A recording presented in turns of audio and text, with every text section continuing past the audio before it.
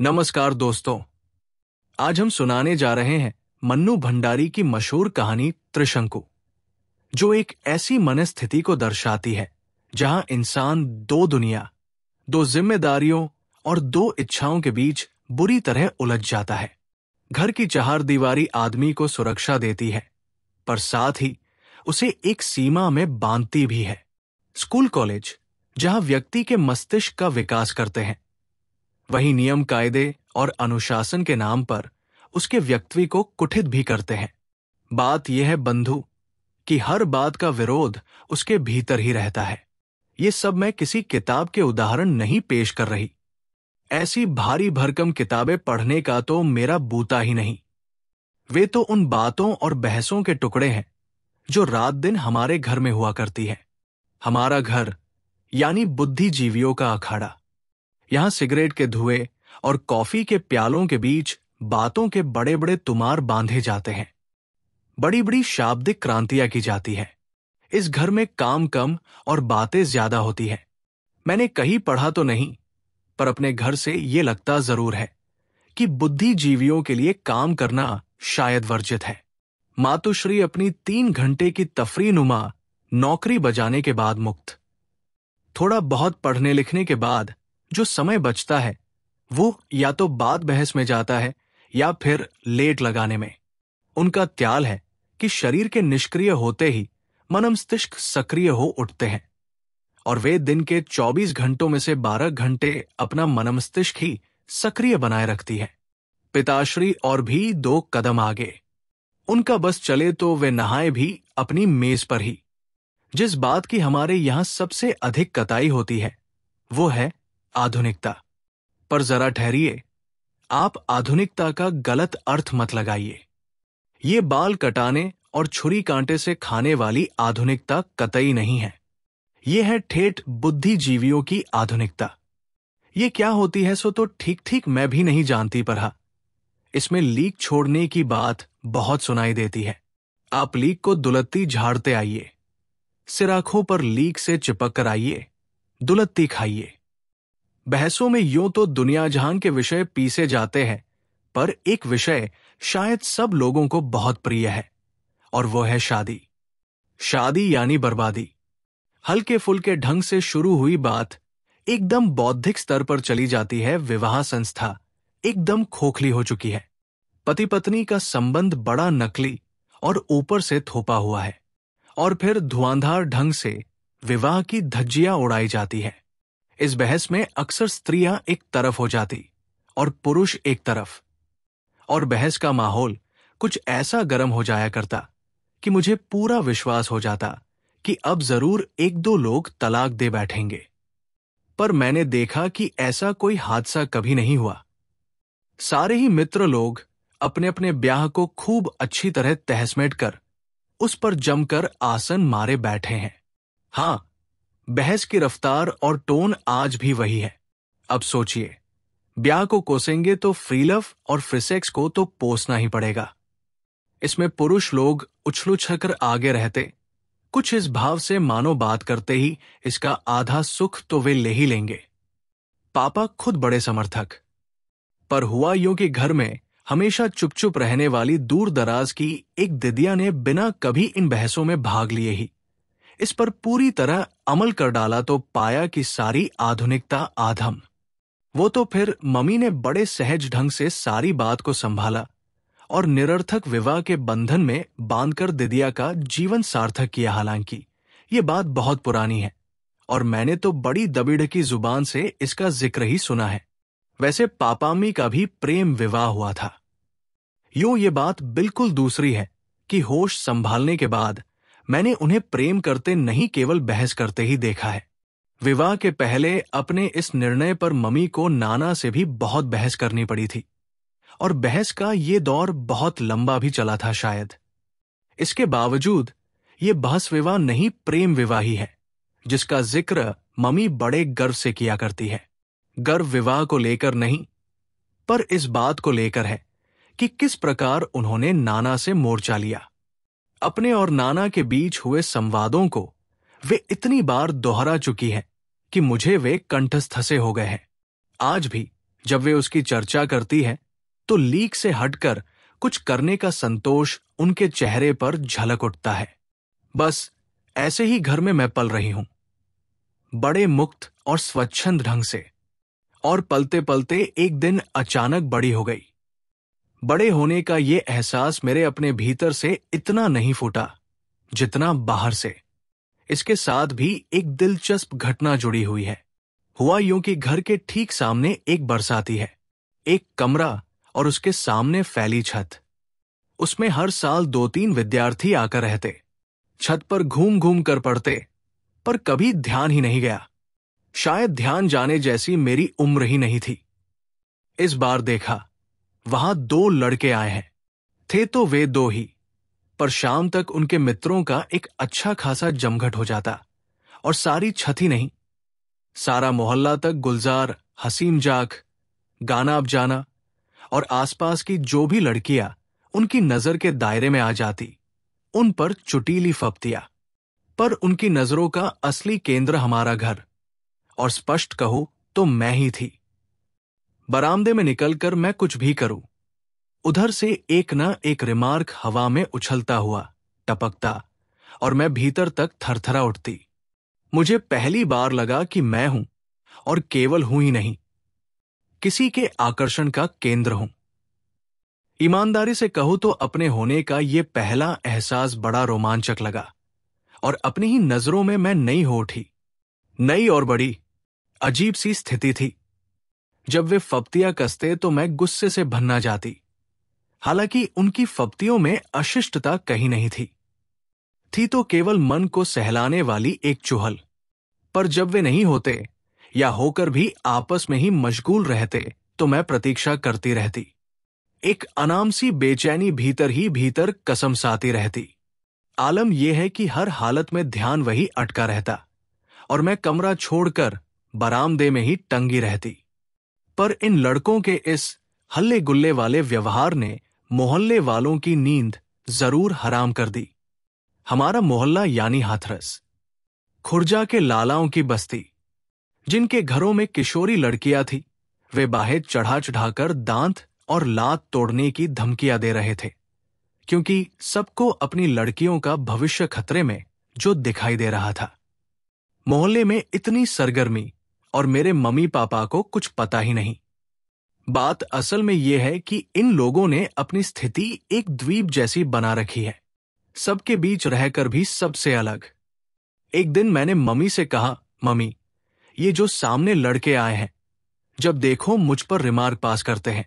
मैं चुपचाप नहीं सुनूंगी, मैं भी यहां जवाब दूंगी। कौन लड़के?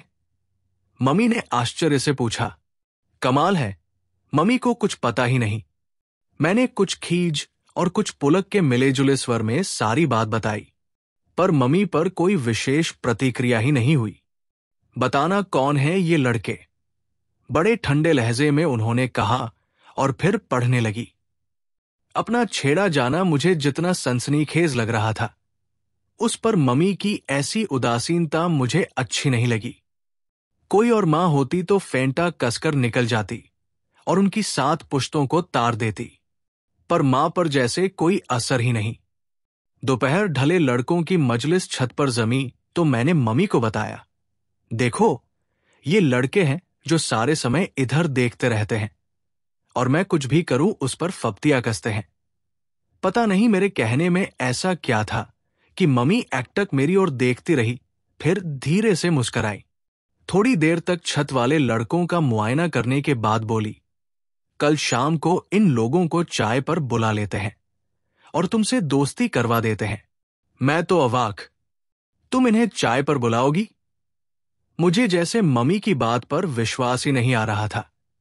हाँ, क्यों, क्या हुआ? अरे, ये तो हमारे जमाने में होता था कि मिल तो सकते नहीं, बस दूर से ही फप्तियां कसक कर तसल्ली करो। अब तो जमाना बदल गया। मैं तो इस विचार मात्र से ही पुलकित लगा। मां सचमुच कोई ऊंची चीज है। ये लोग हमारे घर आएंगे और मुझसे दोस्ती करेंगे। एकाएक मुझे लगने लगा कि मैं बहुत अकेली हूं और मुझे किसी की दोस्ती की सख्त आवश्यकता है। इस मोहल्ले में मेरा किसी से विशेष मेलजोल नहीं, और घर में केवल मम्मी पापा के दोस्त ही आते हैं। दूसरा दिन मेरा बहुत ही संशय में बीता। पता नहीं मम्मी अपनी बात पूरी भी करती है या यूं ही रॉ में कह गई और बात खत्म। शाम को मैंने याद दिलाने के लिए ही कहा, मम्मी तुम सचमुच ही इन लड़कों को बुलाने जाओगी? शब्द मेरे यही थे, वरना भाव तो था कि मम्मी जाओ न प्लीज। और मम्मी सचमुच ही चली गई। मुझे याद नहीं, मम्मी 2-4 बार से अधिक मोहल्ले में किसी के घर गई हों। मैं सांस रोककर उनके लौटने की प्रतीक्षा करती रही। एक विचित्र सी थिरकन मैं अंग प्रत्यंग में महसूस कर रही थी कि कहीं मम्मी साथ ही लेती आए तो, कहीं वे मम्मी से भी बदतमीजी से पेश आए तो। पर नहीं, वे ऐसे लगते तो नहीं है। कोई घंटे भर बाद मम्मी लौटी, बेहद प्रसन्न। मुझे देखते ही उनकी तो सिट्टी पिट्टी गुम हो गई। उन्हें अभी तक तो लोग अपने अपने घरों से ही उनके लात दांत तोड़ने की धमकी दे रहे थे। मैं जैसे सीधे घर ही पहुंच गई उनकी हड्डी पसली एक करने पर फिर तो इतनी खातिर की बेचारों ने कि बस। बड़े ही स्वीट बच्चे हैं, बाहर से आए हैं, हॉस्टल में जगह नहीं मिली इसलिए कमरा लेकर रह रहे हैं। शाम को जब पापा आएंगे तब बुलवा लेंगे। प्रतीक्षा में समय इतना बोझल हो जाता है, यह भी मेरा पहला अनुभव था। पापा आए तो मम्मी ने बड़े उमंग कर सारी बात बताई। सबसे कुछ अलग करने का संतोष और गर्व उनके हर शब्द में से जैसे छलका पड़ रहा था। पापा ही कौन पीछे रहने वाले थे। उन्होंने सुना तो वे भी प्रसन्न। बुलाओ लड़कों को। अरे खेलने खाने दो और मस्ती मारने दो बच्चों को। मम्मी पापा को अपनी आधुनिकता तुष्ट करने का एक जोरदार अवसर मिल रहा था। नौकर को भेजकर उन्हें बुलवाया गया तो अगले ही क्षण सब हाजिर। मम्मी ने बड़े कायदे से परिचय करवाया और हलो हाइक का शुल्क आदि के रूप में लिया जाने वाला धन आदान प्रदान हुआ। तनु बेटे, अपने दोस्तों के लिए चाय बनाओ। धत्तेरे की मम्मी के दोस्त आए तब भी तनु बेटा चाय बनाए और उसके दोस्त आए तब भी, पर मन मारकर उठी। चाय पानी होता रहा, खूब हंसी मजाक भी चली। ये सफाई पेश करते रहे कि मोहल्ले वाले झूठ-मूठ ही उनके पीछे पड़े रहते हैं। वे तो ऐसा कुछ भी नहीं करते, जस्ट फॉर फन कुछ कर दिया, वरना इस सबब का कोई मतलब नहीं। पापा ने बढ़ावा देते हुए कहा, अरे इस उम्र में तो ये सब करना ही चाहिए। हमें मौका मिले तो आज भी करने से बाज ना आए। हंसी की एक लहर यहां से वहां तक दौड़ गई। कोई 2 घंटे बाद वे चलने लगे तो मम्मी ने कहा, देखो इसे अपना ही घर समझो, जब इच्छा हो चले आया करो। हमारी तनु बिटिया को अच्छी कंपनी मिल जाएगी। कभी तुम लोगों से कुछ पढ़ भी लिया करेगी। और देखो कुछ खाने पीने का मन हुआ करे तो बता दिया करना, तुम्हारे लिए बनवा दिया करूंगी। और वे लोग पापा के खुलेपन और मम्मी की आत्मीयता और स्नेह पर मुग्ध होते हुए चले गए। बस जिससे दोस्ती करवाने के लिए उन्हें बुलाया गया था, वो बेचारी इस तमाशे की मात्र दर्शक भर ही बनी रही। उनके जाने के बाद बड़ी देर तक उनको लेकर ही चर्चा होती रही। अपने घर की किशोरी लड़की को छेड़ने वाले लड़कों को घर बुलाकर चाय पिलाई जाए और लड़की से दोस्ती करवाई जाए। ये सारी बात ही बड़ी थ्रिलिंग और रोमांचक लग रही थी। दूसरे दिन से मम्मी हर आने वाले से इस घटना का उल्लेख करती। वर्णन करने में पटु मम्मी नीरस से नीरस बात को भी ऐसा दिलचस्प बना देती है। फिर ये तो बात ही बड़ी दिलचस्प थी। जो सुनता वही कहता, वाह ये हुई न कुछ बात। आपका बड़ा स्वस्थ दृष्टिकोण है चीजों के प्रति, वरना लोग बातें तो बड़ी बड़ी करेंगे पर बच्चों को घोट कर रखेंगे और जरा सा शक शुभ हो जाए तो बाकायदा जासूसी करेंगे। और मम्मी इस प्रशंसा से निहाल होती हुई कहती, और नहीं तो क्या, मुक्त रहो और बच्चों को मुक्त रखो। हम लोगों को बचपन में ये मत करो, यहां मत जाओ कह कहकर कितना बांधा गया था। हमारे बच्चे तो कम से कम इस घुटने के शिकार न हों। पर मम्मी का बच्चा उस समय एक दूसरे ही घुटन का शिकार हो रहा था, और वो ये कि जिस नाटक की हीरोइन उसे बनना था, उसकी हीरोइन मम्मी बन बैठीं। खैर, इस सारी घटना का परिणाम ये हुआ कि उन लड़कों का व्यवहार एकदम ही बदल गया। जिस शराफत को मम्मी ने उन पर लाद दिया, उसके अनुरूप व्यवहार करना उनकी मजबूरी बन गया।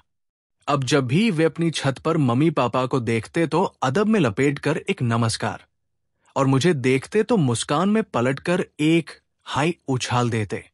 फप्तियों की जगह बाकायदा हमारा वार्तालाप शुरू हो गया। बड़ा खुला और बेझिझक वार्तालाप।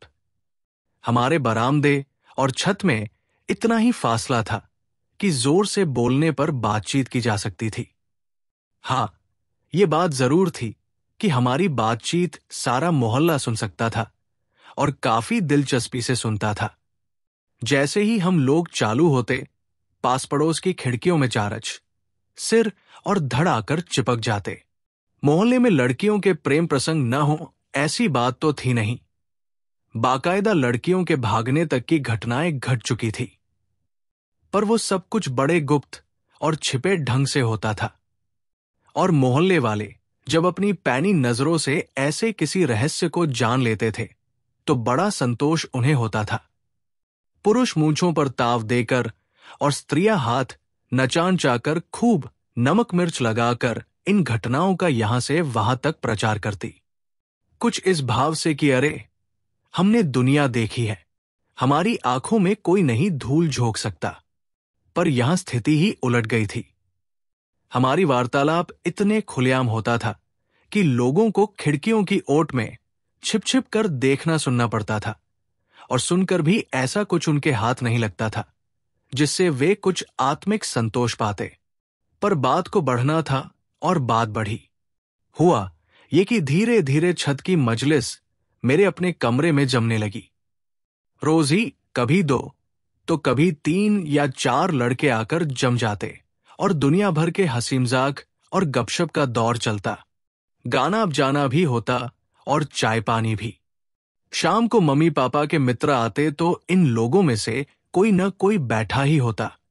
शुरू में जिन लोगों ने मुक्त रहो और मुक्त रखो की बड़ी प्रशंसा की थी, उन्होंने मुक्त रहने का जो रूप देखा तो उनकी आंखों में भी कुछ अजीब सी शंकाएं तैरने लगी।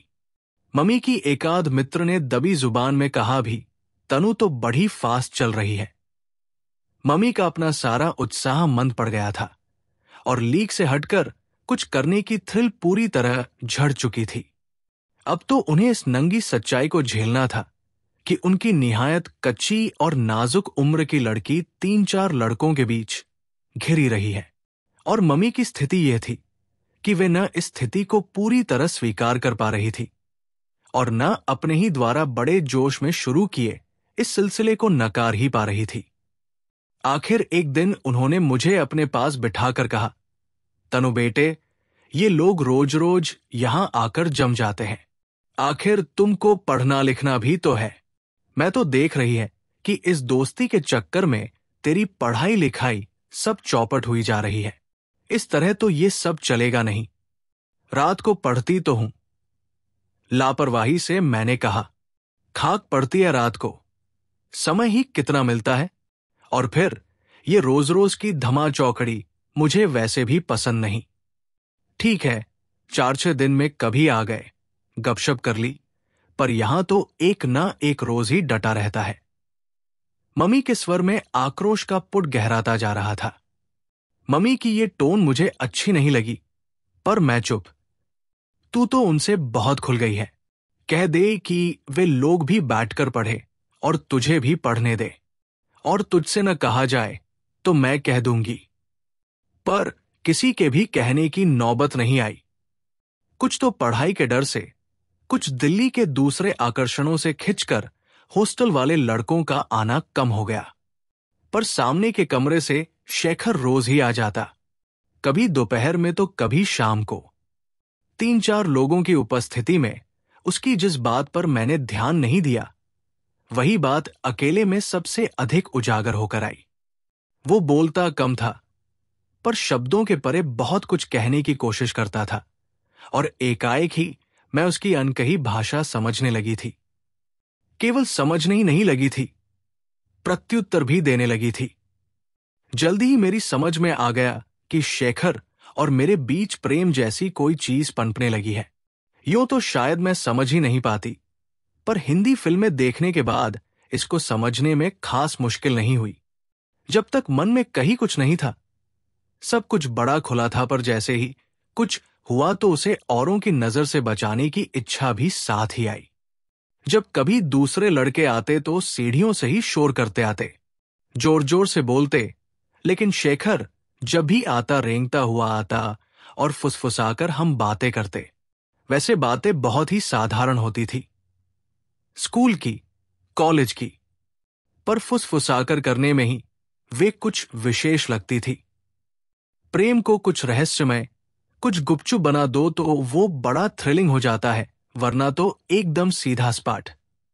पर मम्मी के पास घर और घरवालों के हर रहस्य को जान लेने की एक छठी इंद्रिय है, और जिससे पापा भी काफी त्रस्त रहते हैं। उससे उन्हें ये सब समझने में जरा भी देर नहीं लगी। शेखर कितना ही दबछिप कराता और मम्मी घर के किसी कोने में होती, फट से प्रकट हो जाती या फिर वही से पूछती, तनु, कौन है तुम्हारे कमरे में? मैंने देखा कि शेखर के इस रवैये से मम्मी के चेहरे पर एक अजीब सी परेशानी झलकने लगी है। पर मम्मी इस बात को लेकर यूं परेशान हो उठेंगी, ये मैं सोच भी नहीं सकती थी। जिस घर में रात दिन तरह तरह के प्रेम प्रसंग ही पीसे जाते रहे हों, कुंवारों के प्रेम प्रसंग, विवाहितों के प्रेम प्रसंग, दो तीन प्रेमियों से एक साथ चलने वाले प्रेम प्रसंग, उस घर के लिए तो ये बात बहुत ही मामूली होनी चाहिए। जब लड़कों से दोस्ती की है तो एकाध से प्रेम भी हो ही सकता है। मम्मी ने शायद समझ लिया था कि ये सारी स्थिति आजकल की कलात्मक फिल्मों की तरह चलेगी, जिनकी वे बड़ी प्रशंसक और समर्थक हैं, पर जिनमें शुरू से लेकर आखिर तक कुछ भी सनसनीखेज घटता ही नहीं। जो भी हो, मम्मी की इस परेशानी ने मुझे भी कहीं हल्के से विचलित जरूर कर दिया। मम्मी मेरी मां ही नहीं, मित्र और साथिन भी हैं। दो घनिष्ठ मित्रों की तरह ही हम दुनिया जहान की बातें करते हैं, हंसी मजाक करते हैं। मैं चाहती थी कि वे इस बारे में भी कोई बात करें, पर उन्होंने कोई बात नहीं की। बस जब शेखर आता तो वे अपनी स्वभावगत लापरवाही छोड़कर बड़े सहज भाव से मेरे कमरे के इर्द गिर्द ही मंडराती रहती। एक दिन मम्मी के साथ बाहर जाने के लिए मैं नीचे उतरी तो दरवाजे पर ही पड़ोस की एक भद्र महिला टकरा गई। नमस्कार और कुशलक्षेम के शुल्क आदि के रूप में लिया जाने वाला धन आदान प्रदान के बाद वे बात के असली मुद्दे पर आई। ये सामने की छत वाले लड़के आपके रिश्तेदार है क्या? नहीं तो। अच्छा, शाम को रोज ही आपके घर बैठे रहते हैं, तो सोचा आपके जरूर कुछ लगते होंगे। तनु के दोस्त है। मम्मी ने कुछ ऐसी लापरवाही और निसंकोच भाव से ये वाक्य उछाला कि बेचारी तीर निशाने पर न लगने का गम लिए ही लौट गई। वे तो लौट गए, पर मुझे लगा कि इस बात का सूत्र पकड़कर ही मम्मी अब जरूर मेरी थोड़ी धुनाई कर देंगी। कहने वाली का तो कुछ न बना, पर मेरा कुछ बिगाड़ने का हथियार तो मम्मी के हाथ में आ ही गया। बहुत दिनों से उनके अपने मन में भी कुछ उमड़ घुमड़ तो रहा ही है, पर मम्मी ने इतना ही कहा, लगता है इनके अपने घर में कोई धंधा नहीं है, जब देखो दूसरे के घर में चोंच गड़ाए रहते हैं। मैं आश्वस्त ही नहीं हुई, बल्कि मम्मी की ओर से हरा सिग्नल समझकर मैंने अपनी रफ्तार कुछ और तेज कर दी। पर इतना जरूर किया कि शेखर के साथ 3 घंटों में से 1 घंटा जरूर पढ़ाई में गुजारती। वो बहुत मन लगाकर पढ़ाता और मैं बहुत मन लगाकर पढ़ती। हाँ, बीच बीच में वो कागज की छोटी छोटी पर्चियों पर कुछ ऐसी पंक्तियां लिखकर थमा देता कि मैं भीतर तक झंझ ना जाती। उसके जाने के बाद भी उन पंक्तियों के वे शब्दों के पीछे के भाव मेरी रग-रग में सनसनाते रहते और मैं उन्हीं में डूबी रहती। मेरे भीतर अपनी ही एक दुनिया बनती चली जा रही थी, बड़ी भरीपूरी और रंगीन। आजकल मुझे किसी की जरूरत ही महसूस नहीं होती। लगता जैसे मैं अपने में ही पूरी हूं। हमेशा साथ रहने वाली मम्मी भी आउट होती जा रही है और शायद यही कारण है कि इधर मैंने मम्मी पर ध्यान देना ही छोड़ दिया है।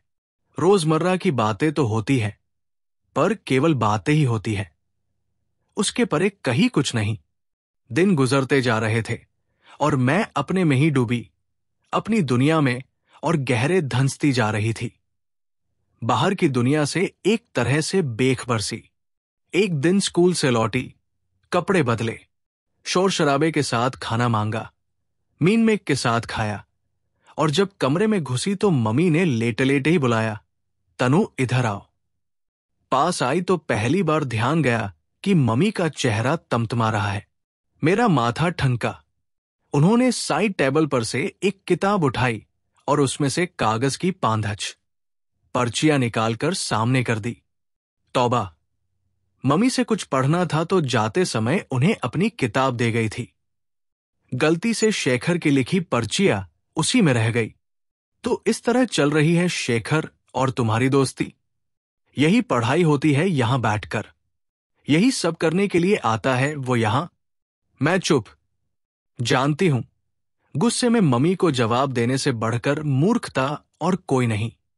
तुमको छूट दी, आजादी दी, पर इसका यह मतलब तो नहीं कि तुम उसका नाजायज फायदा उठाओ। मैं फिर चुप। बिते भर की लड़की और करतब देखो इनके। जितनी छूट दो उतने ही पैर पसरते जा रहे हैं इनके। एक झापड़ दूंगी तो सारा रोमांस झड़ जाएगा 2 मिनट में। इस वाक्य पर मैं एकाएक तिलमिला उठी, तमक कर नजर उठाई और मम्मी की तरफ देखा, पर ये क्या, ये तो मेरी मम्मी नहीं है। न ये तेवर मम्मी का है, न ये भाषा।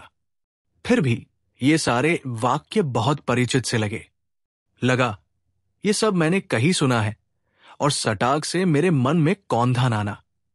पर नाना को मरे तो कितने साल हो गए, ये फिर जिंदा कैसे हो गए, और वह भी मम्मी के भीतर, जो होश संभालने के बाद हमेशा उनसे झगड़ा ही करती रही, उनकी हर बात का विरोध ही करती रही।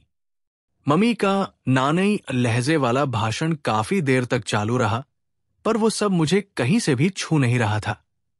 बस कोई बात झकझोर रही थी तो यही कि मम्मी के भीतर नाना कैसे आ बैठे, और फिर घर में एक विचित्र सा तनावपूर्ण मौन छा गया, खासकर मेरे और मम्मी के बीच। नहीं, मम्मी तो घर में रही ही नहीं, मेरे और नाना के बीच। मैं मम्मी को अपनी बात समझा भी सकती हूं, उनकी बात समझ भी सकती हूं, पर नाना, मैं तो इस भाषा से भी अपरिचित हूं, और इस तेवर से भी बात करने का प्रश्न ही कैसे उठता। पापा जरूर मेरे दोस्त है, पर बिल्कुल दूसरी तरह के। शतरंज खेलना, पंजा लड़ाना, और जो फरमाइश मम्मी पूरी न करें उनसे पूरी करवा लेना। बचपन में उनकी पीठ पर लदी रहती थी, और आज भी बिना किसी झिझक के उनकी पीठ पर लदकर अपनी हर इच्छा पूरी करवा लेती हूं। पर इतने माय डियर दोस्त होने के बावजूद अपनी निजी बातें मैं मम्मी के साथ ही करती आई हूं। और वहां एकदम सन्नाटा। मम्मी को पटखनी देकर नाना पूरी तरह उन पर सवार जो है। शेखर को मैंने इशारे से ही लाल झंडी दिखा दी थी, सो वो भी नहीं आ रहा, और शाम का समय है कि मुझसे काटे नहीं कटता।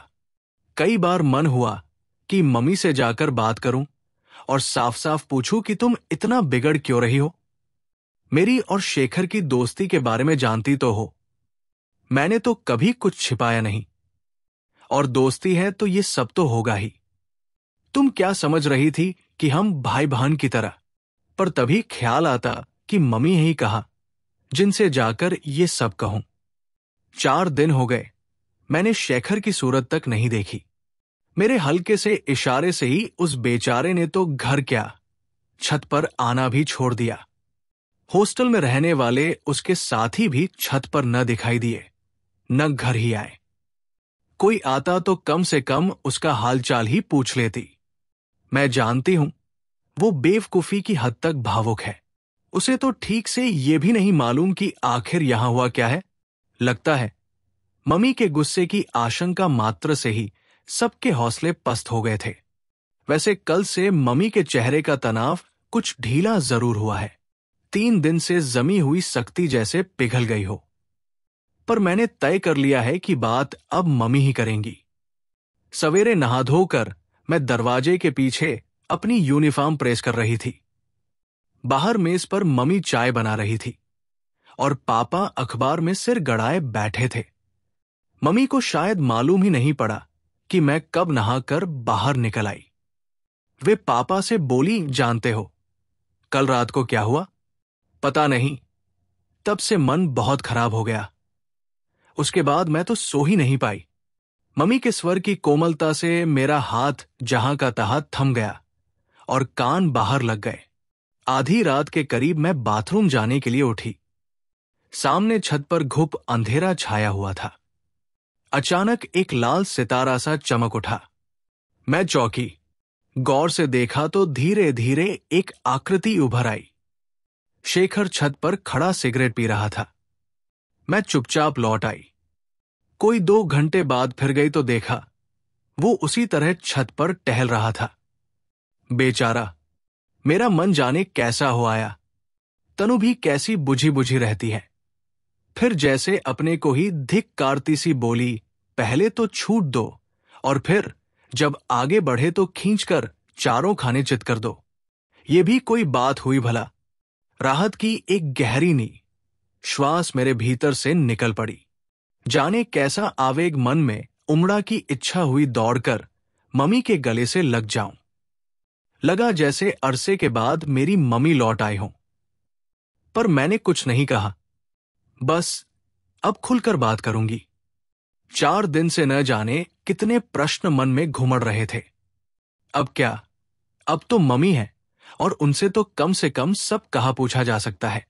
पर घर पहुंचकर जो देखा तो अवाक। शेखर हथेलियों में सिर थामे कुर्सी पर बैठा है और मम्मी उसी कुर्सी के हत्थे पर बैठी उसकी पीठ और माथा सहला रही है।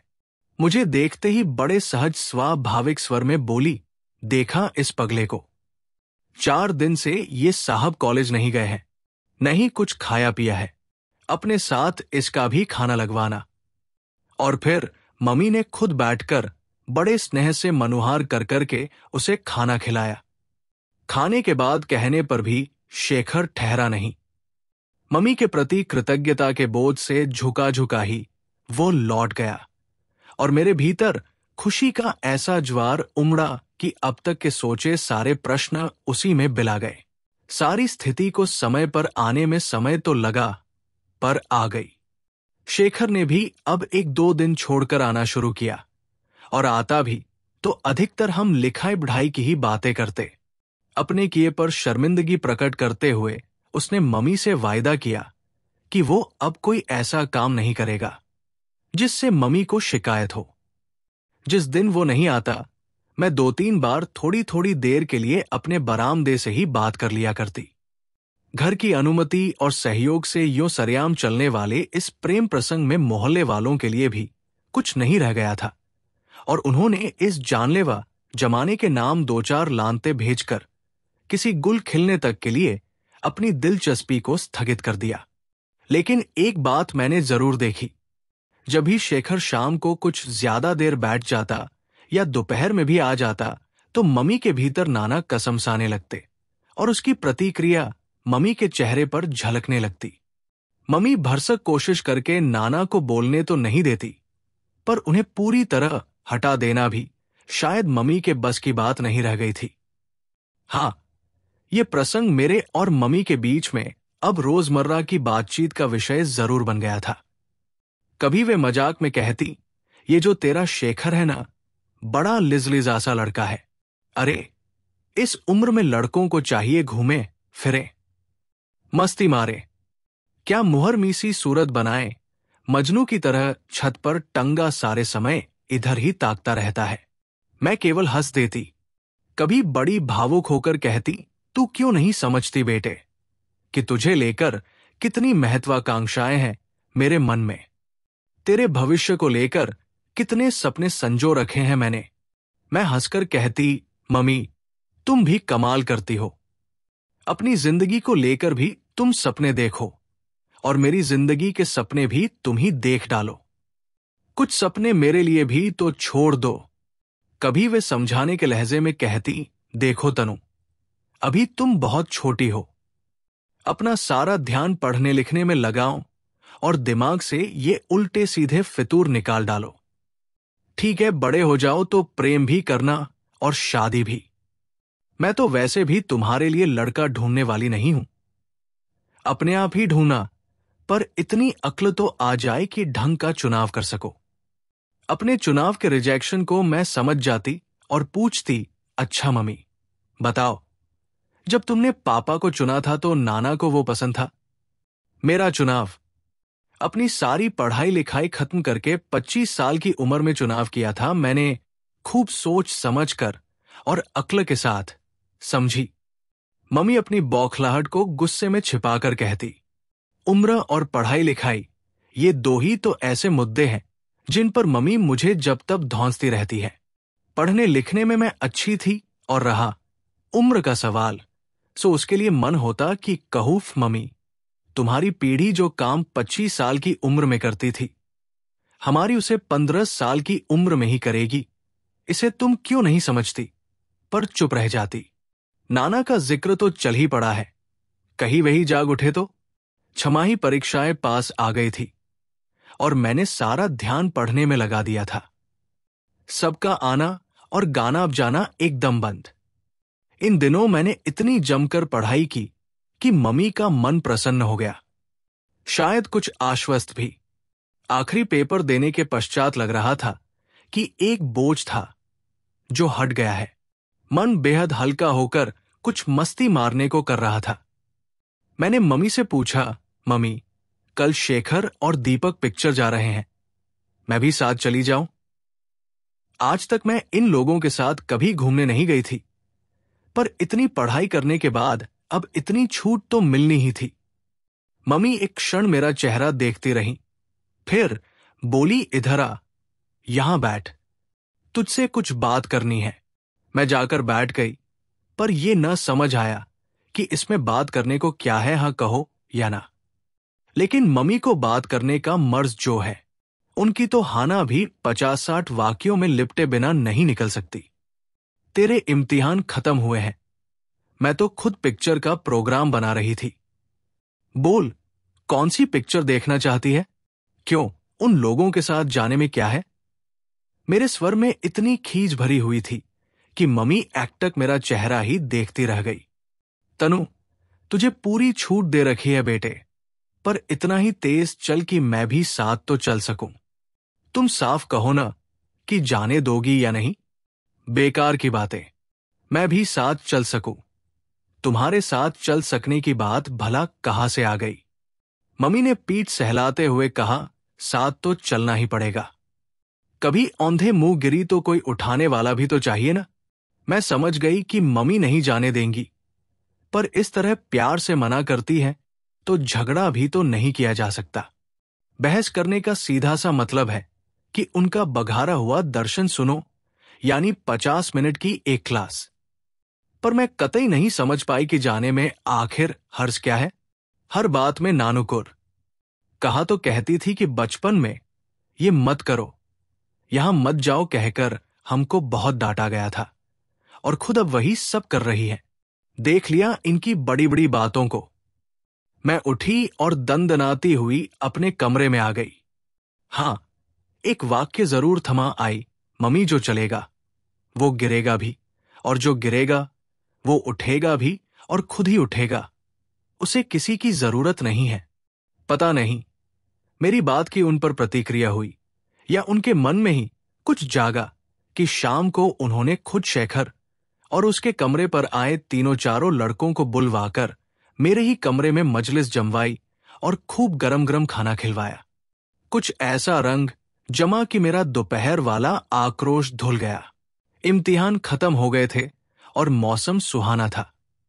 मम्मी का रवैया भी अनुकूल था, सो दोस्ती का स्थगित हुआ सिलसिला फिर शुरू हो गया, और आजकल तो जैसे उसके सिवाय कुछ रह ही नहीं गया था। पर फिर एक झटका। उस दिन मैं अपनी सहेली के घर से लौटी तो मम्मी की सख्त आवाज सुनाई दी, तनु इधर आओ। तो आवाज से ही लगा कि खतरे का सिग्नल है। एक क्षण को मैं सकते में आ गई। पास गई तो चेहरा पहले की तरह सख्त। तुम शेखर के कमरे पर जाती हो? मम्मी ने बंदूक दागी। समझ गई कि पीछे गली में से किसी ने अपना करतब कर दिखाया। कब से जाती हो? मन तो हुआ कि कहूं जिसने जाने की खबर दी है उसने बाकी बातें भी बता दी होंगी, कुछ जोड़ तोड़ कर ही बताया होगा, पर मम्मी जिस तरह भभक रही थी उसमें चुप रहना ही बेहतर समझा। वैसे मुझे मम्मी के इस गुस्से का कोई कारण समझ में नहीं आ रहा था। 2-3 बार यदि मैं थोड़ी थोड़ी देर के लिए शेखर के कमरे पर चली ही गई तो ऐसा क्या गुनाह हो गया? पर मम्मी का हर काम सकारण तो होता नहीं। बस वे तो मूड पर ही चलती है। अजीब मुसीबत थी, गुस्से में मम्मी से बात करने का मतलब नहीं, और मेरी चुप्पी मम्मी के गुस्से को और भड़का रही थी। याद नहीं है, मैंने शुरू में ही तुम्हें मना कर दिया था कि तुम उनके कमरे पर कभी नहीं जाओगी। 3-3 घंटे वो यहां धूनी रमाकर बैठता है, उसमें जी भरा नहीं तुम्हारा? दुख, क्रोध और आतंक की परतें उनके चेहरे पर गहरी होती जा रही थी, और मैं समझ ही नहीं पा रही थी कि कैसे उन्हें सारी स्थिति समझाऊं। वो तो बेचारे सामने वालों ने मुझे बुलाकर आगाह कर दिया। जानती है, ये सिर आज तक किसी के सामने झुका नहीं, पर वहां मुझसे आंख नहीं उठाई गई। मुंह दिखाने लायक मत रखना हमको कभी भी। सारी गली में थू-थू हो रही है, नाक कटाकर रख दी। गजब, इस बार तो सारा मोहल्ला ही बोलने लगा मम्मी के भीतर से। आश्चर्य है कि जो मम्मी आज तक अपने आसपास से बिल्कुल कटी हुई थी, जिसका मजाक ही उड़ाया करती थी, आज कैसे उसके सुर में सुर मिलाकर बोल रही है। मम्मी का भाषण बदस्तूर चालू, पर मैंने तो अपने कान के स्विच ही ऑफ कर लिए। जब गुस्सा ठंडा होगा, मम्मी अपने में लौट आएंगी, तब समझा दूंगी मम्मी, इस छोटी सी बात को तुम नाहक इतना तूल दे रही हो। पर जाने कैसी डोज लेकर आई है इस बार कि उनका गुस्सा ठंडा ही नहीं हो रहा, और हुआ यह है कि अब उनके गुस्से से मुझे गुस्सा चढ़ने लगा। फिर घर में एक अजीब सा तनाव बढ़ गया। इस बार मम्मी ने शायद पापा को भी सब कुछ बता दिया है। कहा तो उन्होंने कुछ नहीं, वे शुरू से ही इस सारे मामले में आउट ही रहे, पर इस बार उनके चेहरे पर भी एक अनकहा सा तनाव दिखाई दे रहा है। कोई 2 महीने पहले जब इस तरह की घटना हुई थी तो मैं भीतर तक सहम गई थी, पर इस बार मैंने तय कर लिया है कि इस सारे मामले में मम्मी को यदि नाना बनकर ही व्यवहार करना है तो मुझे भी फिर मम्मी की तरह ही मोर्चा लेना होगा उनसे, और मैं जरूर लूंगी। दिखा तो दूं कि मैं तुम्हारी ही बेटी हूं और तुम्हारे ही नक्शोक दम पर चली हूं। खुद तो लीक से हटकर चली थी, सारी जिंदगी इस बात की घुट्टी पिलाती रही, पर मैंने जैसे ही अपना पहला कदम रखा, घसीटकर मुझे अपनी ही खींची लीक पर लाने के दंद-फंद शुरू हो गए। मैंने मन में ढेर ढेर तर्क सोच डाले कि एक दिन बाकायदा मम्मी से बहस करूंगी। साफ साफ कहूंगी कि मम्मी, इतने ही बंधन लगाकर रखना था तो शुरू से वैसे पालती, क्यों झूठ-मूठ आजादी देने की बातें करती सिखाती रहीं। पर इस बार मेरा भी मन सुलगकर इस तरह राख हो गया था कि मैं गुमसुम सी अपने ही कमरे में पड़ी रहती। मन बहुत भर आता तो रो लेती। घर में सारे दिन हंसती खिलखिलाती रहने वाली मैं एकदम चुप होकर अपने में ही सिमट गई थी। हां, एक वाक्य जरूर बार बार दोहरा रही थी, मम्मी, मुझे अच्छी तरह समझ लो कि मैं भी अपने मन की ही करूंगी। हालांकि मेरे मन में क्या है इसकी कोई भी रूपरेखा मेरे सामने न थी।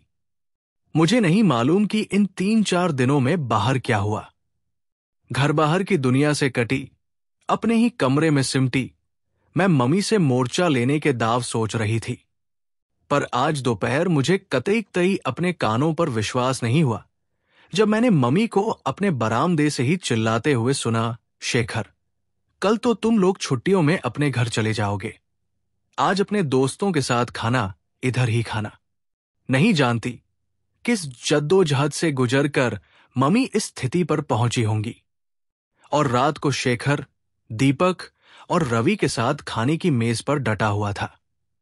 मम्मी उतने ही प्रेम से खाना खिला रही थी, पापा वैसे ही खुले ढंग से मजाक कर रहे थे, मानो बीच में कुछ घटा ही न हो। अगल बगल की खिड़कियों में दो चार सिर चिपके हुए थे। सब कुछ पहले की तरह बहुत सहज स्वाभाविक हो उठा था। केवल मैं इस सारी स्थिति से एकदम तटस्थ होकर यही सोच रही थी कि नाना पूरी तरह नाना थे, 100%, और इसी से मम्मी के लिए लड़ना कितना आसान हो गया होगा। पर इन मम्मी से लड़ा भी कैसे जाए, जो एक पल नाना होकर जीती है तो एक पल मम्मी होकर।